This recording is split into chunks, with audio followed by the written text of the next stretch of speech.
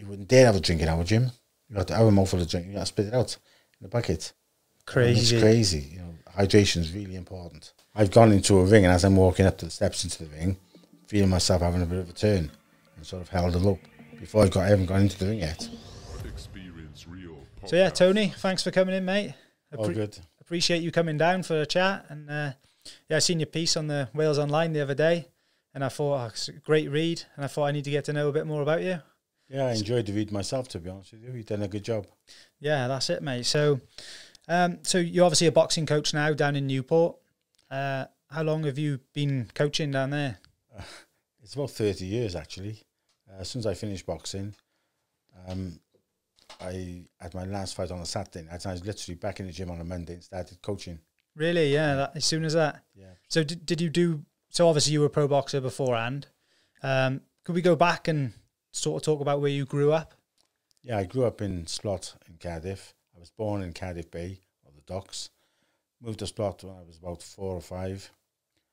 And stayed in that area for a number of years. Got into trouble a few times in school, and it was a rough, tough area. And my grandfather and my mother just got me into boxing, really. A couple of my aunties told my mother to get me into a boxing gym and get into trouble, and that's where it all started. From the age of 7, I've been in the gym. Yeah, just trying to keep you. They could see the path it was possibly going down. Was it without it? Yeah, I think there was a path. It's a narrow path, isn't it? You know, you go off to the left and you end up getting in trouble. And they decided that boxing would keep me on the right line. Yeah. Do you mind just moving slightly forward, just because there we are. That should pick it up a bit better. Yeah. Yeah, I totally agree, mate. I think unless you got like a focus, something to really put your energy into, it's easy. I think boredom is like the start of a lot of people's problems. Yeah. Getting into trouble and everything. I've got a lot of friends I grew up with that all moved in different circles, and I've got a number of friends who've gone into trouble for fighting, street fighting, and drugs, and you know, it's just crazy. Like, you know, it's not for me. No. Got into a little bit of trouble on the way off, obviously, but kept on the right side of the law.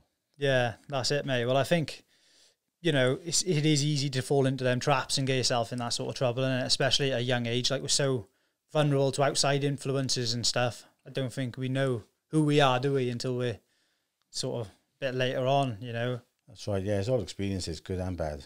Yeah, definitely, mate. So, yeah, so you obviously got into boxing like that. You had a good pro career. So it wasn't the pro career I expected. I turned pro far too young. I was at 17, I went in the Welsh Senior Championships and won them.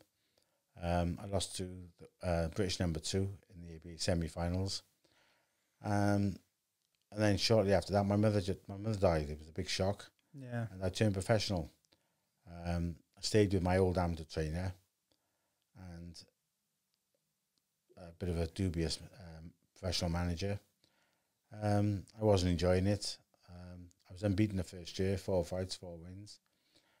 But no, I didn't do anything near what I was expecting to do. Yeah. Do you think if you were guided properly, you could have done a lot more? If I was guided better, and also I missed out on not having a dad or uncle, brother. I didn't have that support. Like, you know, it was me and my sisters. Yeah, basically a small family, and I needed a big, older, more mature male figure, with or without some knowledge of the game. Just nothing at all. You know, I went in there blind and. Just with life experience to provide you with, like, yeah, definitely. Because I think we all need that figure in some sort of shape or form. Definitely, and I always tell my boxers to appreciate when it's their fathers bringing them to the gym, or getting them their first car, or paying for their insurance. All these little things, turning up and watching them train. All those things I try and get them to appreciate more. Yeah, definitely. Show some gratitude. There's a lot to be said for it, and I think, you know, I've been blessed. I've had a great father who's always been there, and, you know, you take it for granted sometimes as well when you're on that side of things, don't you? Yeah, that's right. And I try to explain to them, I never had the opportunity to take it for granted. I never had it there. Yeah. So they've got so much being done for them now. I just hope they appreciate it. Yeah. Do you think sometimes not having that give you like an extra layer of grit? you were that bit tougher for it? I think it should, but it didn't work for me. I think I was in my head, I was very mature for my age. Looking back, I was very immature. My trainer and manager were telling me, "You got to start running more. You got to start doing this. Got to eat this," and telling me what to do and what not to do. And I was thinking, well, what do you know? I had 4 fights, 4 wins, and I just didn't listen to anybody. Yeah. So I was immature. Yeah, you thought you knew it all, basically. I knew it all. Yeah, I knew very little. Yeah. I like to think now I know as much or a lot more than a lot of other trainers. Like, I've done it, been there, done it. Yeah. Well, going through it and also making your own mistakes and not listening, I suppose you can kind of do it from you can teach the boxers you've currently got from a position of experience as well, can't you? That's right. Yeah. So how many boxers have you got sort of underneath you as a coach now? There's literally in the gym, back and forth, probably between 16 and 20 boxers, professional boxers. Yeah. Using our gym. So it's a great atmosphere. The camaraderie between all the boxers is really good. They all train together. They go out and eat together. They eat healthy. They socialise, and it's really good, really good. So is it like a lot of personalities for you to keep on top of at times? Yeah, very much so. There's some real characters amongst those boxers. Yeah, great. Yeah, I bet. Got them all mixing together, and it's good. Like, you got boys from Cardiff and Newport mixing with the Valley boys. It's great. It's great when it's gelled. Yeah. If it takes a couple of weeks, 1 or 2 sparring sessions where they've sort of learned to appreciate each other. The sparring's really good, and the whole system works well. Yeah. I always think like it must be hard to keep everyone like in the same sort of groups and keep them friendly at all times. I expect, innit? But yeah, when I was in my gym, there was a lot of bad feeling where one person would fall out with somebody else, and I would split the gym because 5 would go with him on this side and 5 on the other side. And I've seen in other gyms as well when I moved around. So it's something I know that I'd be uncomfortable with. So I just avoid it as much as possible. So if somebody wants to come to our gym to train, they're welcome, but I just let them know this is not it. Let's see how it works out for a couple of weeks. We'll take it from there, If they don't fit in, I'd rather them go somewhere else. Yeah, well, it kind of puts everyone in an uncomfortable place then, doesn't it? And I think you work well and at your best when it's a comfortable environment. That's to a degree, don't you? And yeah, definitely. Yeah, you don't want to be turning up all anxious and stuff because you just, like, I would imagine you just stiffen up, don't you, and you don't perform. Yeah, I wouldn't want to see like a sparring session where 2 of my boxers are trying to punch hell out of each other, I don't want that. They're not there for that. Yeah, end up leaving their best rounds in the ring or something, innit? Yeah. Right. Yeah. So you had like big success with Lee Selby. Was he your first champion? I had moderate success early on where I was titled Bradley Price and 1 or 2 others. And then Lee Selby and Gary Buckland, they really gelled in the gym. They were sparring really well together, bringing each other on. And Lee Selby won the British and Commonwealth title on a Friday or Saturday, and the following weekend, Gary Buckland won the British title. Yeah, that's amazing. All those years plugging away, working really hard, trying to get somewhere. Overnight, I had 2 champions. Yeah, I bet you were buzzing. Fantastic, yeah. Yeah, I would imagine. How long did that buzz last for? Like, weeks and weeks. I was floating for weeks, and everybody was talking about it. It was great. Yeah. So, a lot of people, when they like sort of reach a height like that, they don't know where to go from there. So, what did you do from there on? Like, were you just after title defenses and just? Oh, the only way is up. Just keep going. I didn't want them to just sit back now and think, "Right, I've won a British." Let's just open the doors for other things. So, Gary Buckland also won prize fighter, and he was very unlucky in the second set of prize fighter tournaments. He won the first one. Lee Selby obviously won the British and Commonwealth title, defended that a couple of times, and then he won the European, WBC International, IBF International, then he won the IBF title, defended it another number of times. Yeah. And he's had a great career. Yeah, so it was his last fight, George Kambosos. Kambosos Jr., yeah, which was bit of a controversial decision. Yeah. I certainly believed he won the fight. Yeah. As did most people. But the scoring wasn't a reflection of the fight, I don't believe. Yeah, and one of the one round, didn't they do 2 minutes or something for the one? That's unbelievable. The one round was an eight rounder. Sorry, the 8th round, was a 2 minute round. Ridiculous. How could you get that sort of mistake? Apparently, the reason given was because there was 1 or 2 2 minute rounds fights earlier with the women. Well, if he'd scored the first round over 2 minutes, we can understand that. But you'd be, the first 7 were all 3 minutes, and all of a sudden, right out of the blue, they call a 2 minute round. Doesn't make sense. It's worse to even come out with a rubbish excuse. Yeah, just admit you made a mistake. That's right. To come out with that is. But with all due respect to all officials, you haven't got a lot to do watching a clock for 3 minutes and ringing a bell. But there's mistakes being made. Yeah, I know. You just you'd probably be a lot. I don't know what the word is. You'd probably be a lot more sympathetic if they just said, "Look, we made a mistake here." Instead of you can't make that excuse. 8 rounds, can you? No. 8 rounds in, it just doesn't really wash. No, if it was the first round of the fight, you can get it if you want. I don't mind. Where's my phone? Is it? Yeah, I do. So, like being a coach in boxing, then Tone, what would you say the hardest factor of that is? Taking a loss. Accepting a loss if it's a bad decision, and dealing with a loss if it's a genuine loss is just horrible. I hate losing. I'm not interested in going to Birmingham, Manchester, or travelling anywhere for one of these fights as a journeyman where you're going to lose. I'm not in the game for that. I go to win every fight, and I don't take my fighters to fights if they don't believe they can win. So the loss is, it hard. Yeah, I could imagine, because you've obviously trained these individuals. You've got to know them on a personal level. Yeah. And you've got to take them up.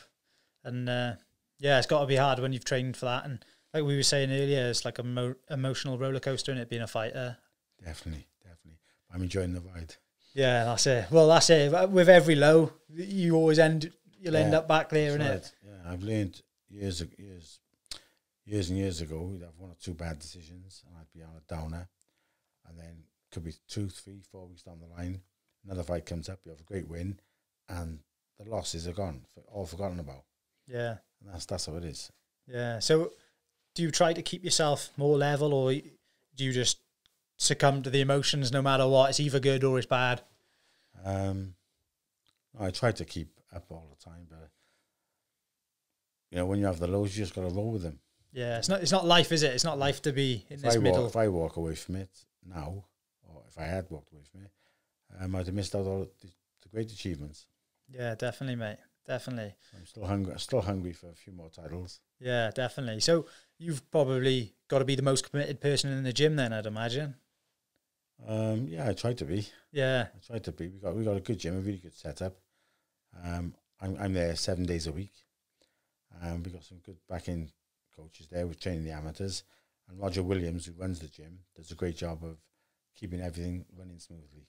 Yeah. So do you do, like, obviously you got pros in there, you got amateurs and everything as well. Are you open to, like, the public to just go down and train? Open to the public as well, so they come in. That keeps the gym going. The fees are really minimal, £5 for a week. Yeah, that is cheap, isn't it? Yeah, right.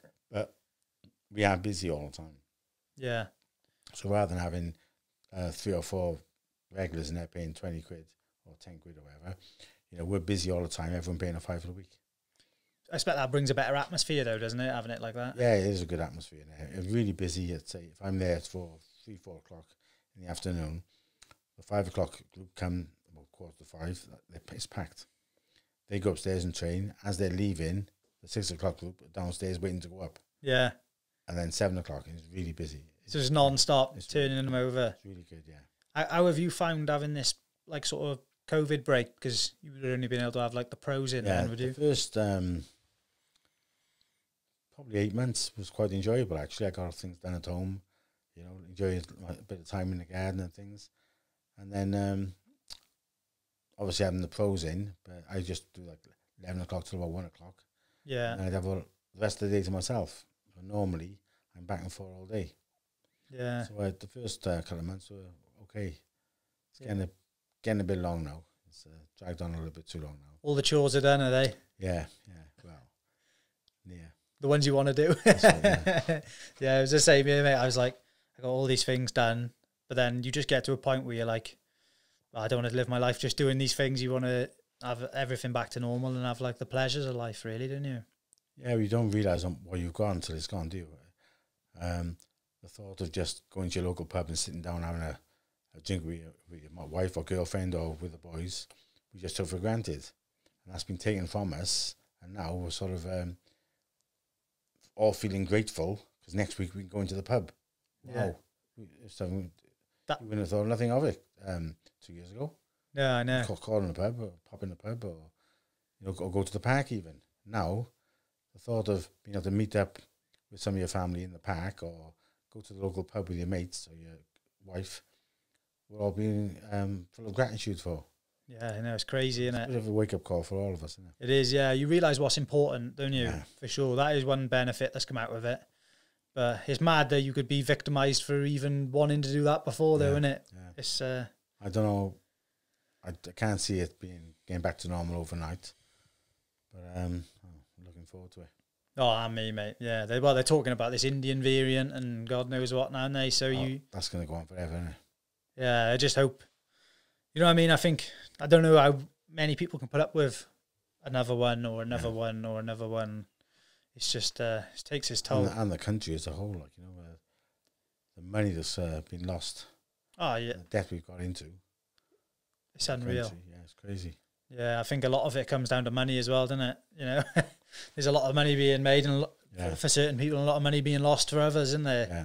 And unfortunately, it's the day-to-day people that are suffering, isn't it? The bulk that are losing, and some minorities who are earning. Definitely, yeah. The rich get richer, don't they, in situations like this, because they're in the position to capitalise on the opportunities. But yeah, so with Lee Selby, then, so what's next for him? Is he looking to fight for titles? Yeah, he's in the gym. He's training. He's in good shape. Always mentally and physically, he's always in good shape. He always keeps himself in shape. Obviously, doesn't walk around the 9 stone, and he's a big lightweight. But weight aside, he can fight tomorrow. Yeah, yeah. Just have to have a month diet or something. Just a diet. That's all. I mean, he doesn't eat any rubbish at all. So he's always in good physical shape, and he's always good mental shape. But just if we get a couple of weeks' notice for a good fight, then he'll be there for it. Yeah. I suppose there's been less and less cards as well due to COVID in there. So I expect. That's right, yeah, and he's not going to, go down the route of 8 rounders or 10 rounders. He's a championship fighter. He's a world class fighter. So he's not going to be boxing on small hall shows. He wants, get back in the big time. That's what he deserves. That's where he belongs. Yeah, he should be on these televised cards, the pay-per-views and everything, innit? And it'd be nice to see Kambosos get a win. I don't think he'll get a win. I think he'll get beat up. But if he got the win, and obviously we could call him out then and say, well, you owe us. You didn't, Yeah. Do you think he feels like that about the fight? Has he come out with anything? No, he's quite a cocky, arrogant guy, really. So as soon as he got the decision, when he was stood in the middle of the ring, I'm sure you've seen it yourself, he just stood there, head down, hands down.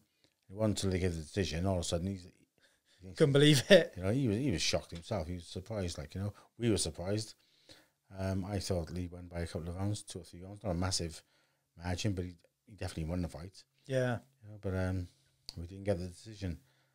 See what happens. Hopefully he'll want to run it back for his own legacy, innit? Because maybe we want to come back to this country, over to the UK, and fight again. Yeah, because is he fighting on one of them Triller cards? I think so. Yeah. Massive payday, but I think you get a massive hiding.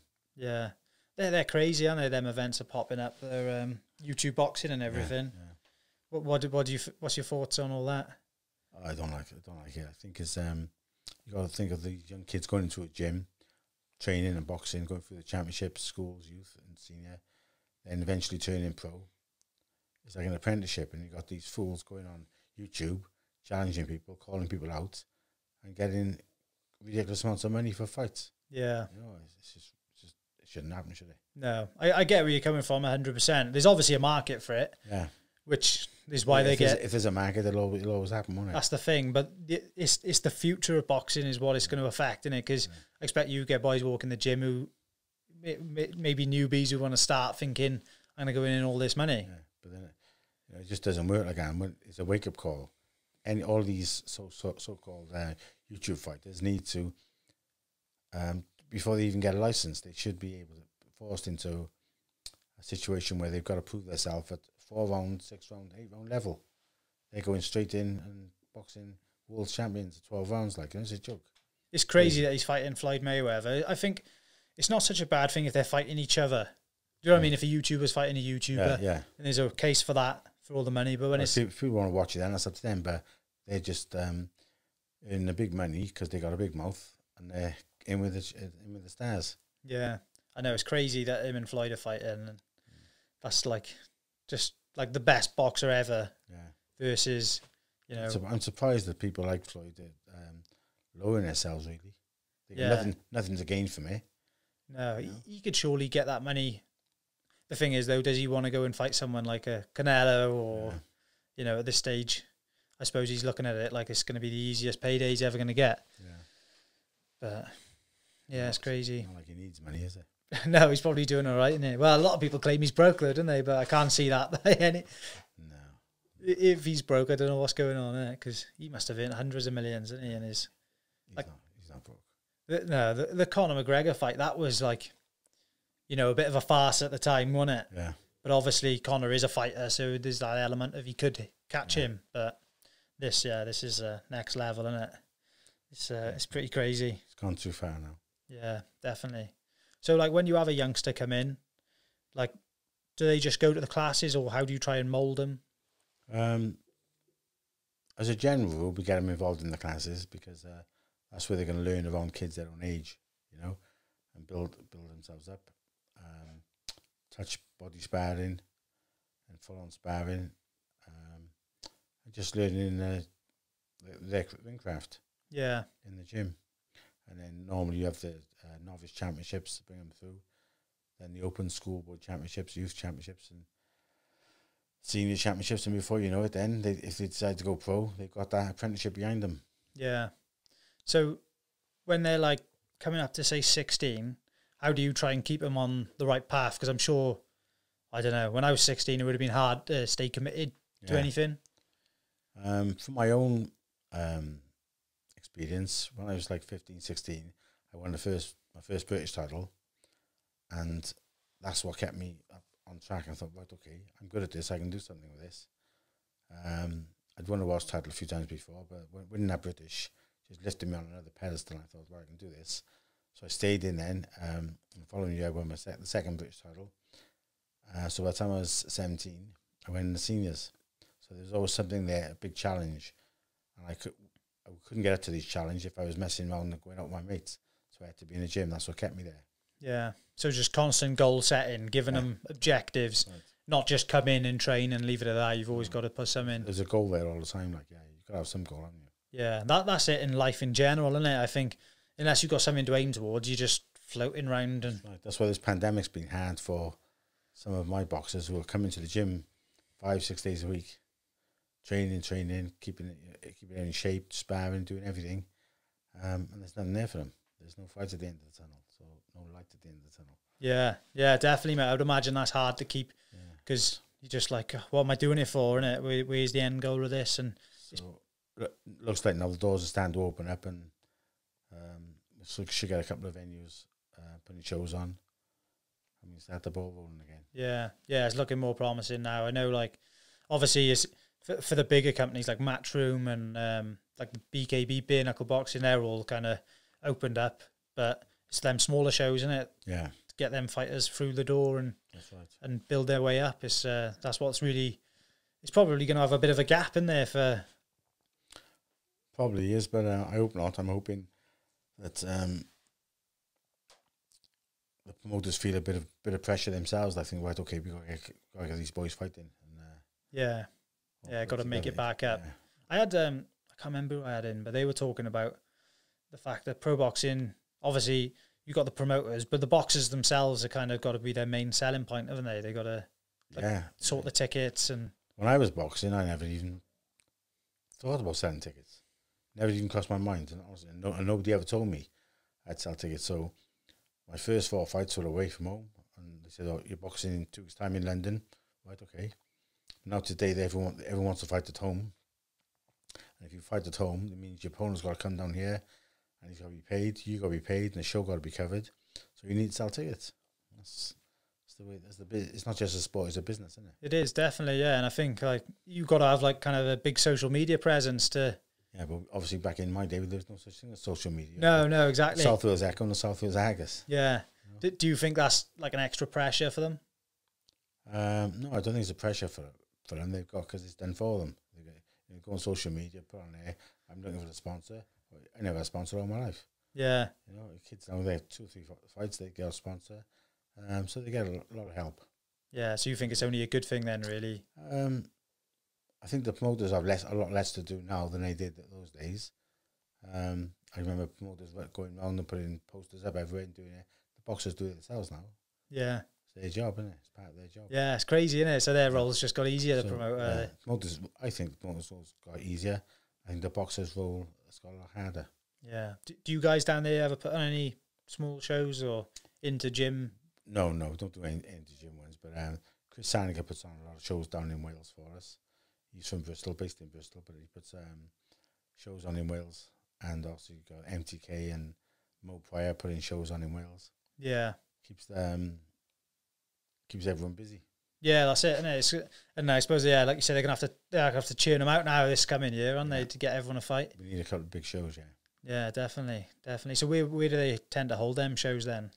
Newport Centre, 1 or 2 venues in Merthyr and Swansea, and the Vale Arena in Cardiff, Motorpoint Arena in Cardiff. That's the Wales shows. Yeah. So, how have you found it getting back into the gym with all your classes going on now compared to the break? Was it hard to get that transition going? No, because I train normally from about 10 o'clock to about 2 with the pros. Have a break for an hour, and then the ones who couldn't get in the morning come back in the afternoon. And then I normally go if I can. I normally leave in the gym at about 5. Yeah. When it's getting busy, you know. So the pros don't really train at the same time as the amateurs. They cross over now and again, or if one of them needs sparring, we'll do that. But the amateur sessions start at 5 and finish around 8, half 8. I'm normally gone by then. Yeah. So is there anyone you see coming up through the ranks who you think could be future world champions in your gym now? The amateurs or the pros? We go amateurs. We've got 1 or 2 young kids in the gym showing a huge lot of prospect.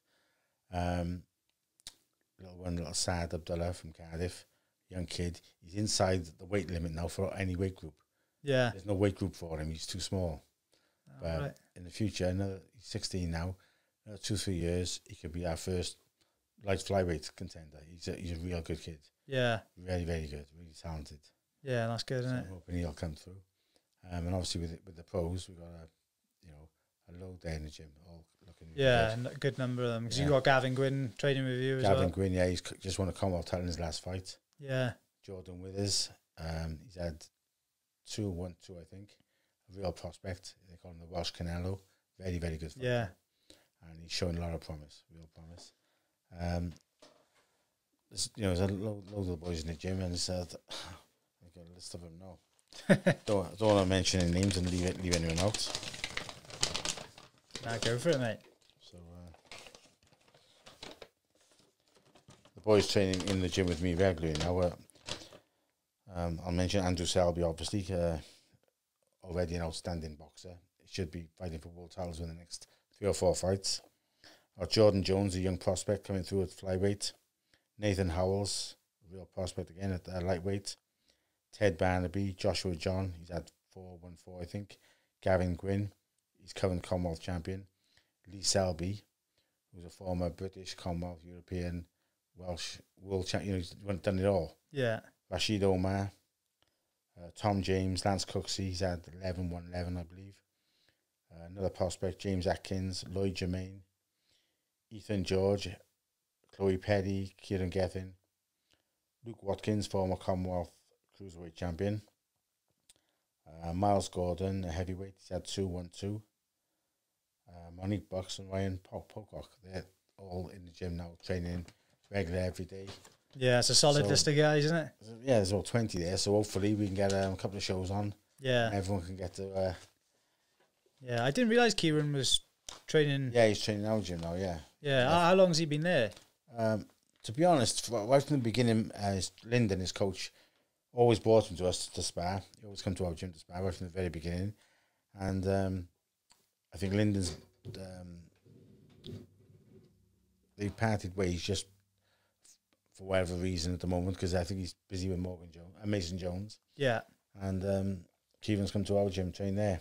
Yeah, because I've had Kieran on here. I know him quite well. Yeah. And didn't he fight? He fought Bradley Bryce, did he? Did they ever fight?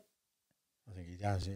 Yeah. Probably did, yeah. Yeah. So they in this, because he was training with you as well, was he, I guess? Bradley was with us years ago. Yeah. Long time ago. Ah, so we would have fought him at a different time. Different time, yeah. I was going to say, it would have been a bit awkward, wouldn't it, possibly? If I wouldn't have boys from my gym fighting each other. No. Yeah, it was like, Lee Selby and Gary Buckland were very close, but there's a slight weight difference. And I got Gavin Gwynn and Lee Selby, both lightweights, but they would never fight each other. Yeah. No, I don't think, like you were saying before, that would just tear the gym apart, wouldn't it? And that's right, yeah. Because they were all obviously mates with each other and stuff, and someone would have to pick then. This wouldn't work. No, definitely. So, and you mentioned Andrew Selby, so is he in and out of training a bit? In and out a bit, yeah, because of transport and things. But when he's in the gym, he trains like a demon, and he's in great shape. I just hope he gets the breaks this year. MTK promised to get him out. Yeah. They're getting 1 or 2 fights, and he's knocking the door for a world title shot. Yeah, definitely, mate. Definitely, yeah. It's just putting them fights in front of the boys at the minute, innit? Which is what everyone wants to see. And yeah, I think people will be grateful to be able to get out the house and go and watch them as well, won't they, at the minute? I think so, yeah. Yeah. So you got like BKBs, like sort of an upcoming sport. I've had quite a lot of their fighters in here. Yeah, Dan Chapman trains at our gym quite often. Does he? Yeah. He sparred for his last fight. He sparred at our gym once or twice a week, every week for about 6 weeks. Yeah, he's a good boxer, isn't he? Yeah, very good, yeah. Yeah, he's fighting. I've had Sean in here a few times. Sean George, the lad he's fighting. Yeah. And, yeah, I think that's going to be one fight to watch for sure, isn't it? That'll be a good fight, yeah. Are you into watching that? It's not really my thing. I love that sort of fighting on the street.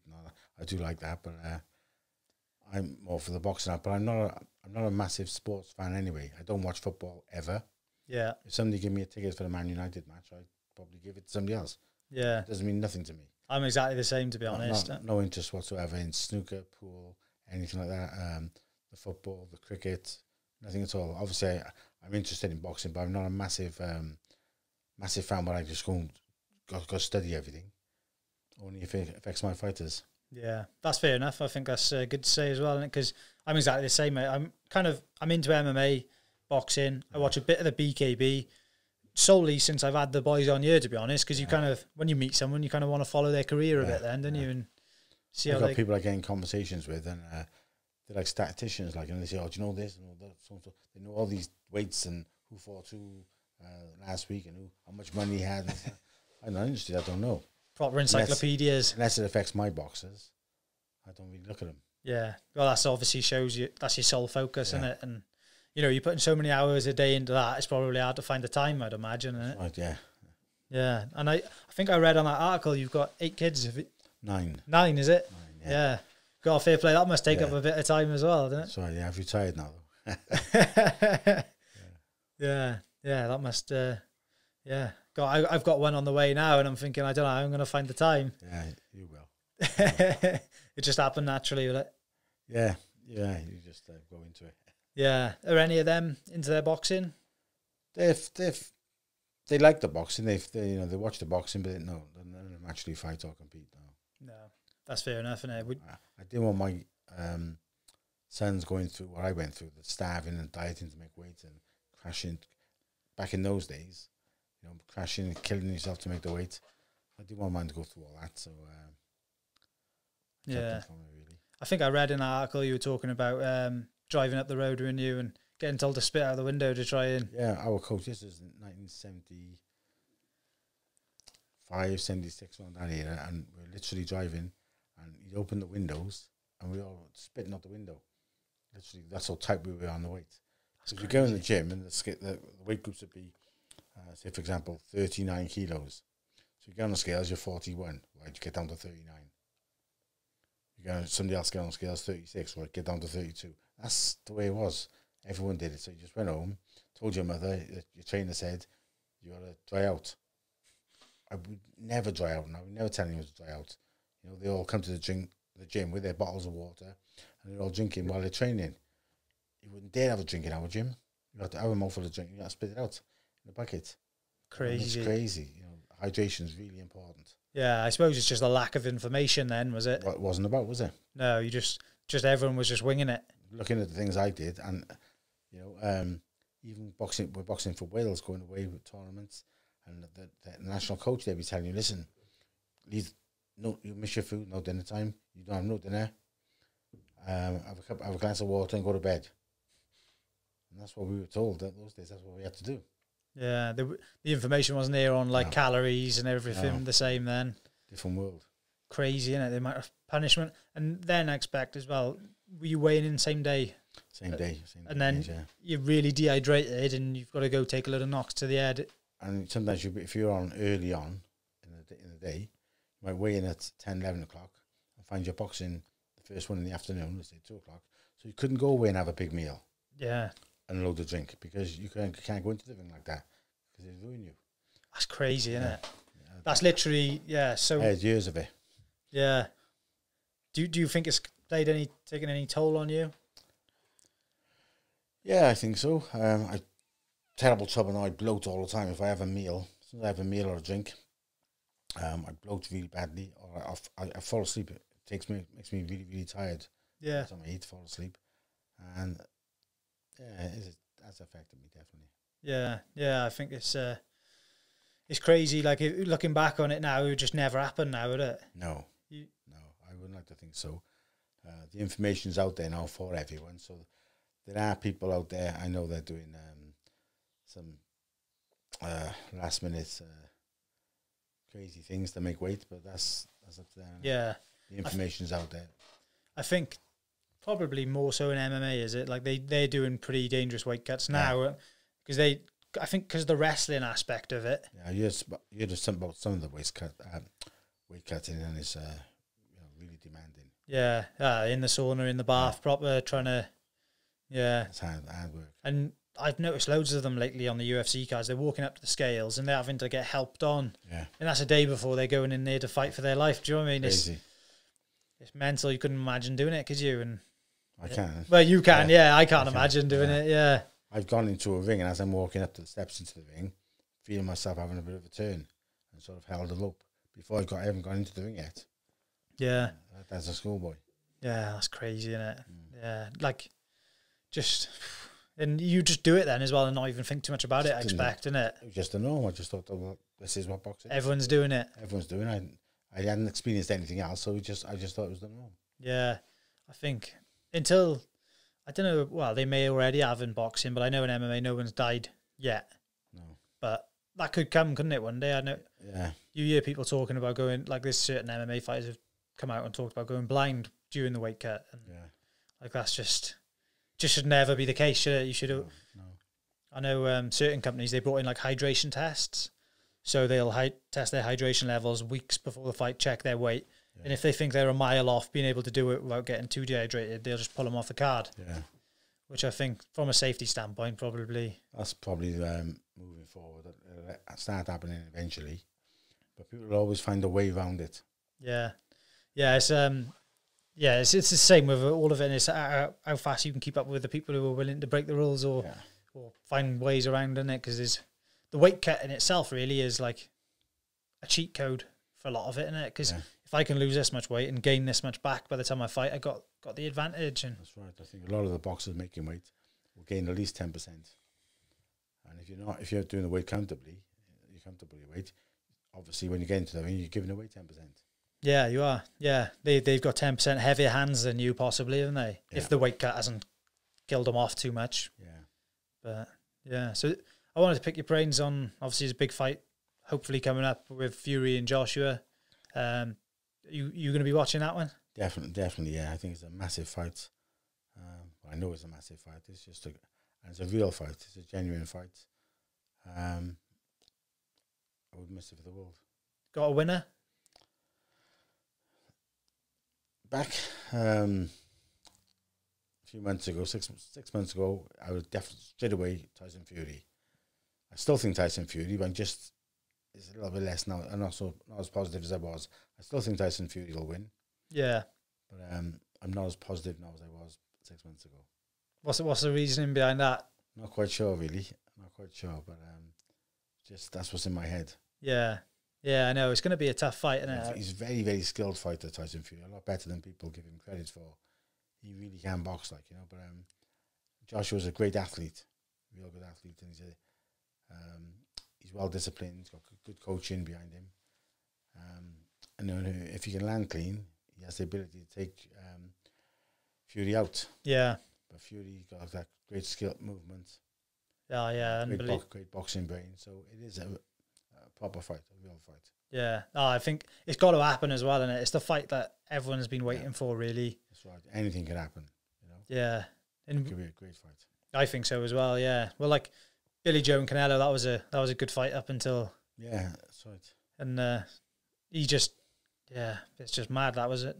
The damage he took when it was pretty horrific. He's taken a lot of stick. I don't think he's taken the stick because they quit. They pulled him out. It wasn't just that. It was because of what he'd said previously about other boxers.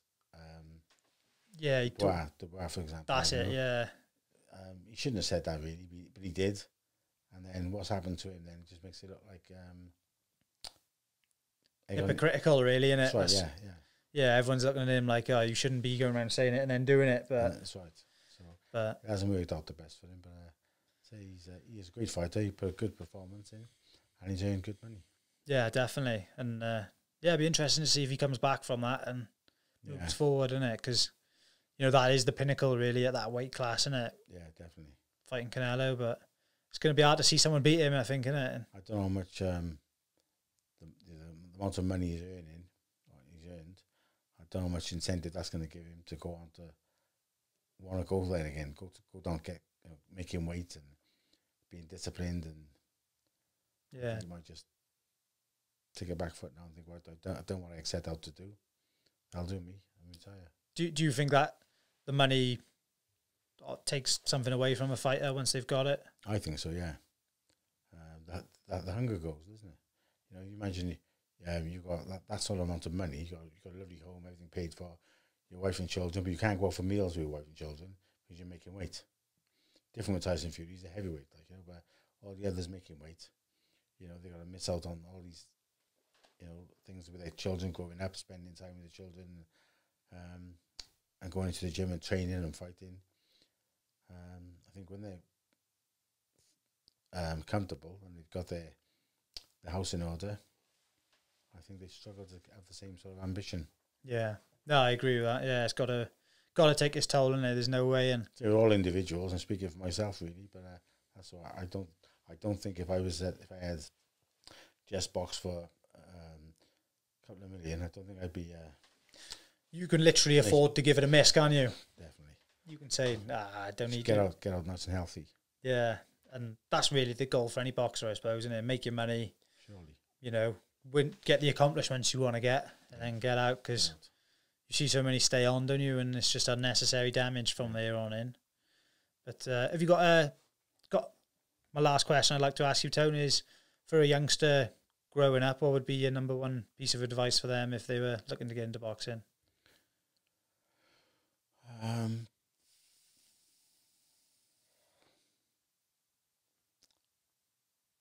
Probably speak to a lot more boxers, not just friends in school or cousins or even your dad. Speak to a lot more people who are actually involved in boxing, and then realize, have a think about it, think if it really is for you, because it's not for everyone. There's lots of kids out there who can sprint and they can run and they can got a good dig and they got loads of bottle, but you could bring them to the boxing gym as soon as the first time they get punched in the face, it's a different story. So it's not for everyone. It's a very, very hard sport. You know, it's a cruel, very demanding sport. Yeah. You got to really want it. Righto. That's a good piece of advice, and I think everyone should take that on board. Thank you very much for coming in, mate. No problem. Have you got anything else you want to say before we... No, just say wish good luck to all the boxers out there. Hope we all get back on the local build soon and start winning titles. 100%, mate. I wish you all the best success in the future. Cheers. And we'll